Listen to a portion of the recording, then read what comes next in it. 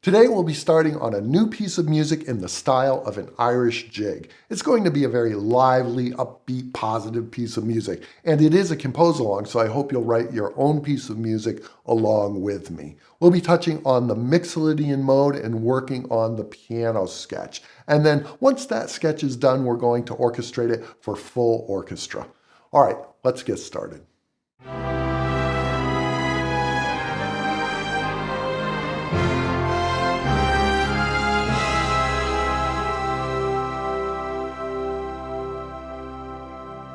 There are a variety of different Irish jig styles. The one we're going to be working on today is going to be in a meter of 6/8, and we want a rather quick tempo, so I'm going to make this dotted quarter equals 113. Now you might say 113, that's rather specific. Why not a more normal tempo of 112? Well, that's because I see in Irish dance music that tempo of 113 quite often. So we're going to go with that.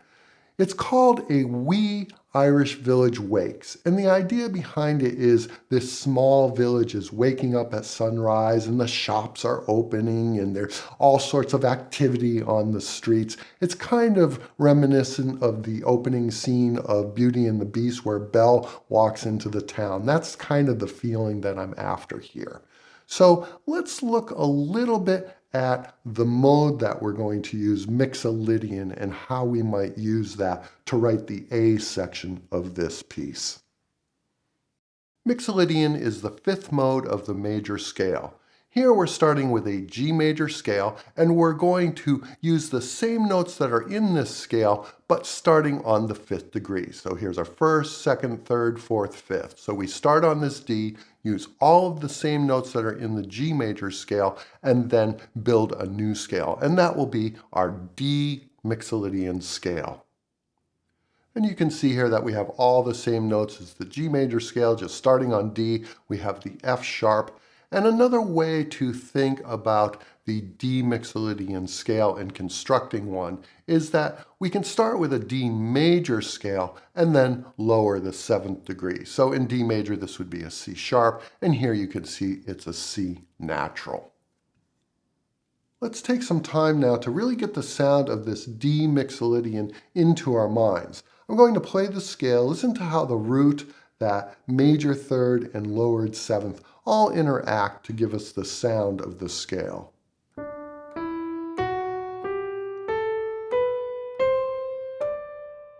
It's got a very interesting sound. That scale is used quite often in pop and rock and folk music. It can be used in a lot of different ways. Another thing that I like to do is play a pedal point and then just improvise over the top of it. So here we have a D Mixolydian scale. I'm going to play a D pedal in my left hand, and then I'm just going to slowly play over the top of it with the scale. And I'm going to pay special attention to that major third, the lowered seventh, and make sure that I'm always hearing this D as home. So let's just try that.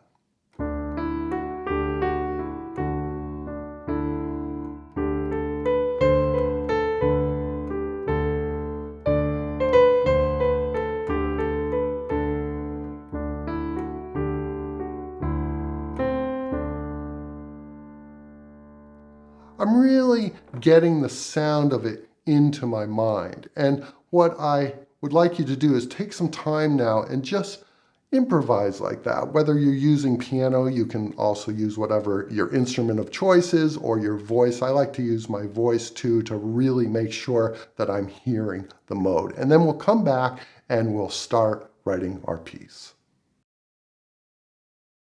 Now that we've taken the time to really get the sound of this D Mixolydian scale into our minds, we're going to go ahead and write the melody. And the form of this jig is A, B, B, all 8-bar phrases. Through my improvisations, I have some things that have started to stick with me that I'm going to use for my melody. One phrase that I really like is this. It's got that happy, upbeat feel I'm after. So I'm going to go ahead and put that into my first 2 bars and then build that first 8 bars with that 2-bar kernel.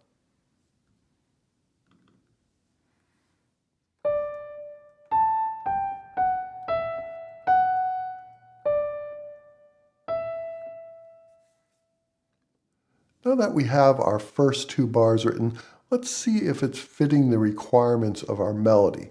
Well, we can see that we've got the third accentuated here, the F sharp, so that's very good.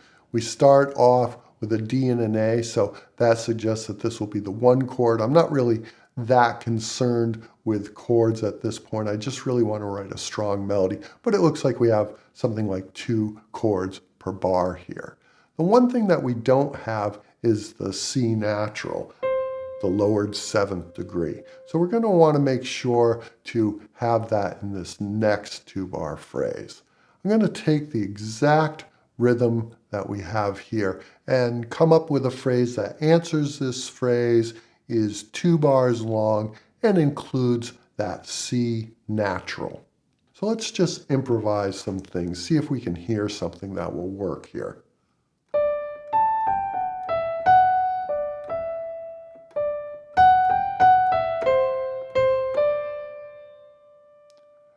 That does work. It meets the requirements. We have the C natural there. But what I don't like about that is it feels like it's very final, like it's an ending, because we come back to this D and sit on it. I think that we should probably come back to some D chord here. That's what I'm hearing. But I would like to end on either the 3rd or the 5th. So let's try that again.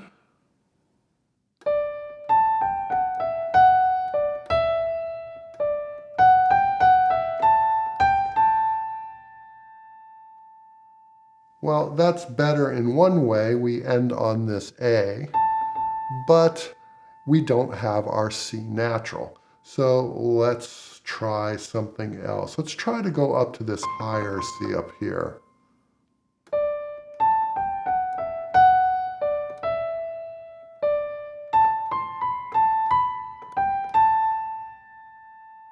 Yeah, I think that's a really nice melody. I love it. I love hitting that C as a high point there. It really accentuates it. I'm going to write that in.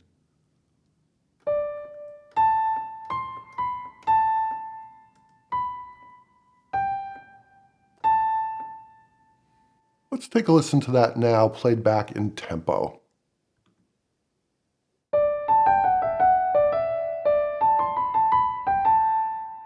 Yes, I think that works great. And it has a feeling that it's going to continue on. And that's what we were lacking when we went back to the D in the melody. Now we have our first 4 measures of our 8-bar phrase, and we're ending on this A, which is a pretty good indication that this is some sort of 5 chord. Now the 5 chord in Mixolydian is a little bit different because it's a minor chord. It doesn't have that leading tone, but we'll talk about ways that we might think about harmonizing this note. We're pointing to the end here, and we've got to decide at the end of our phrase whether we want to end on the 1 chord or on, say, the 7 chord, which is our C major chord, because that would lead back to 1. Remember, this is A, B, B. And this A section will start just like this A section on a D major chord. So C major would be a good choice here, leading back to D major. D major would be a good choice. We could end on that 1 chord, or we could end again on some sort of 5 chord here. Now, I like the idea of ending on the D chord here because at the end of this second 8, we'll have a D chord which we can change into a D7 chord, which will lead us very nicely to starting the B section in G. So I'm going to end this on a D chord. I think the best idea here is to just grab our opening phrase and paste it in there at the end. And we'll then go ahead and fill in the 2 bars before it. We can always modify this later on if we want to. All right, now we just have to figure out how to fill in this gap here. So we've got to get from that A down to the D. I'm just going to start back a couple measures here and see if I can fill this space with something that makes sense. I'm hearing this as being probably the one chord here. I want to keep that kind of upbeat sound. I don't want to go to the 6 minor chord. So I'm going to play something that will fit with the one chord here. Let's try that.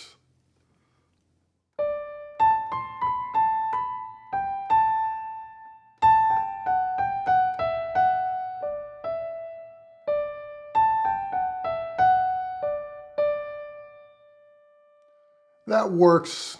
What I don't like about it though is everything is right in here, right? So we have, what did I play?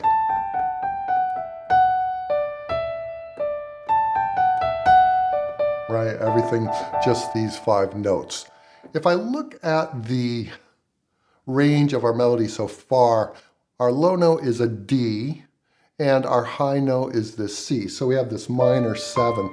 We can easily go to an octave. That's a very singable melody, even probably farther to octave and a third. But let's say we go to an octave here. I'm going to take that same shape I just played and start on the D. Start on the D. So we had, all right, that's what I played. So we'll just put that up here. Yeah, I think that's going to work. Let's try playing it from the beginning. Just play the whole thing and see if that phrase works in there.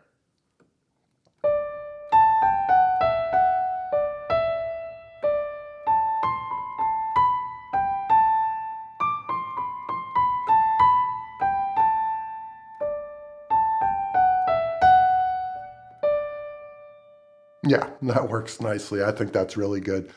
One of the things I was doing when I was improvising was I was changing the melody rhythm a little bit while I was playing, and I was doing something like a dotted 8th note 16th rhythm. So instead of just a straight, I was doing like,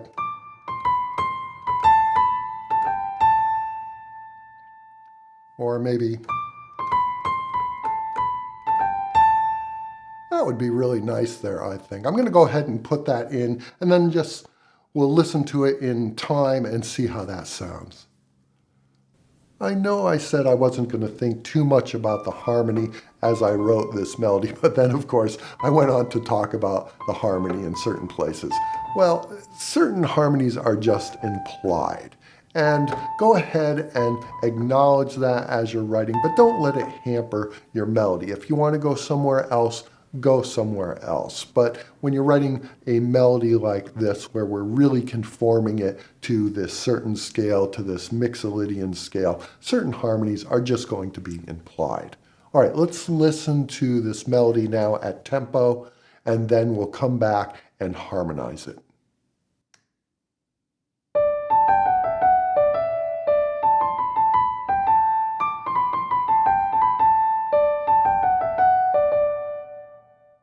Okay, I think we've got a good strong start here with our first 8 bars of melody. Now let's look at our D Mixolydian scale again and build triads on each scale degree. See which chords we might use to harmonize these first 8 bars. Starting on the first measure, we'll begin with the 1 chord. And I said earlier that it looks like we have 2 chords per measure. The reason I see that is because this melody is going to be mostly chord tones. That's what I was hearing as I was writing it. And if we look at this grouping of chord tones, this D and this A, well, that suggests the 1 chord, our D major chord. This next grouping of 3 notes could be several chords. It could be E minor, it could be C major, it could be our 7 major chord, or it could be G major. It could be any of those would work over this. And then it looks like we're going to move back to the 1 chord here. I don't want to go to B minor here. I want to try to, again, keep it upbeat and happy. So I'm going to go back to that D major. And then here, it's going to be something. I don't think I'd want to go to A minor here. I think probably I would go to C major here, because this looks again like we're going to go back to D major, and that's a really nice movement in this Mixolydian sound to go from that 7 major chord up to our 1 chord, our D major chord. All right, let's just play some different options here and see what we like. I'll start with some of the minor chords that I don't think I'm going to use, but you never know, and it may spur on some other idea that you hadn't considered. So I'm going to go from D major to E minor to B minor to A minor, and then finally back to D major in the 3rd measure. Let's hear what that sounds like. And I'll play that slowly so we can really take it in.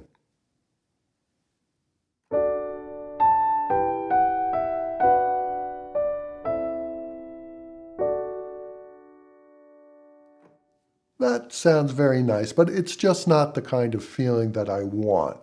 Now let's try some of the major chords that I think I am going to use and see what they sound like here. We're going to use the G major chord on that 2nd chord in the 1st measure, and then D major, and then go to C major on the 2nd chord of the 2nd measure, and then we'll go back to D. And I'm just going to play this a little bit more upbeat, just so we can hear if this works in kind of our happy sound.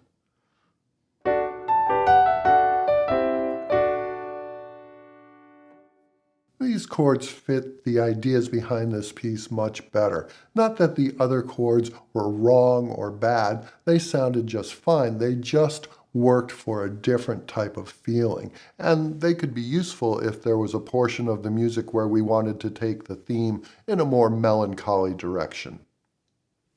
Continuing on, we start with this D major chord. And this next grouping of notes here could be several things. It could be A minor. But in keeping with what we have so far, I think I'm going to use C major here. The next measure, we have a B and a G, so that could be E minor. But I think that brighter sound of G major works better there. Now this next note is very interesting. We have an A here, and this is the end of our 4-bar phrase, and it looks like we're going back to our D chord here. So you would expect some sort of A dominant chord there, but we don't have a 5-7 chord there because we have a 5 minor chord there. We have A minor in Mixolydian. So what can we do to give this a little bit more pull to our D major sound here? Well, we could use an A7 sus4 chord here.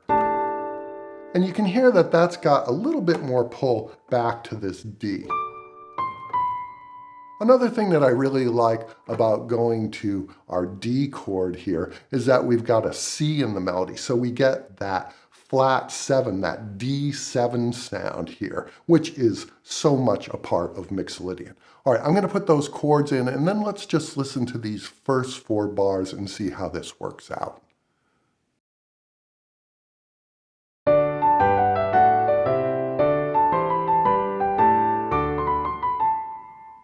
The harmonization so far is working out really well. It's got that enthusiastic, positive energy of this small Irish village waking up and all the hustle and bustle. So I say we just continue on in exactly the same manner. We'll start with this D chord right here. And we've been moving to C here, then to G. This next chord is interesting because you might think that we would go to the A sus chord here, because it looks like we're going to go back to D right here. But what I don't like about that is here's really the end of our phrase. So I want to set up the A sus sound right before the end of the phrase. I don't want to have it feel like this is the end of the phrase with that A7 sus4. So we could just go back to the 1 chord here. I'll start from the G chord. And that gives us a little problem here because it looks like we're going back to the 1 chord. So we could go to the 1 chord in some sort of inversion. We could go to a second inversion 1 chord here. That would be fine. We could try the B minor chord here. And then go to the A7 sus4 on this G F sharp E. It's a little modern sounding for our piece, but it would work. We could try the B minor and then go to G.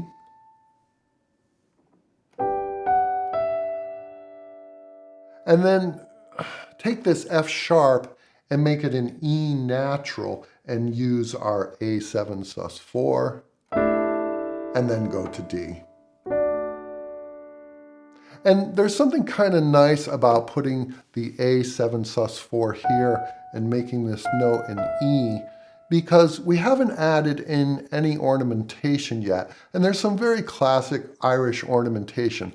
One of them is called a cut, which is a way to interrupt 2 repeated notes with a very quick grace note from above. So where we have these 2 E's right here, we could put a very quick grace note in there, and it could sound like this.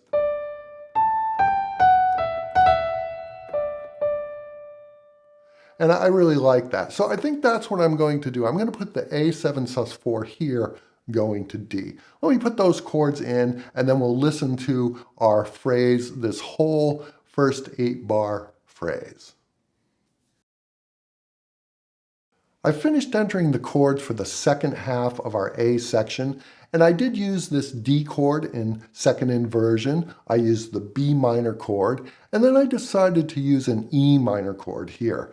And the reason is that we have this 1, 6, 2, 5 progression leading back to 1. That's a very common and strong progression in music, and I thought it was a good way to end out the first A. As we talked about before, the form of an Irish jig is A, A, B, B. So I'm going to take this first A and copy it and just paste it into our second A. And I think that's enough for today. That was a lot to get this first A. I hope you'll try some of these ideas for your own A section. Next time we'll come back and write the B section. But for now, let's listen to A Wee Irish Village Wakes, our piano sketch so far. And I'll see you all next time.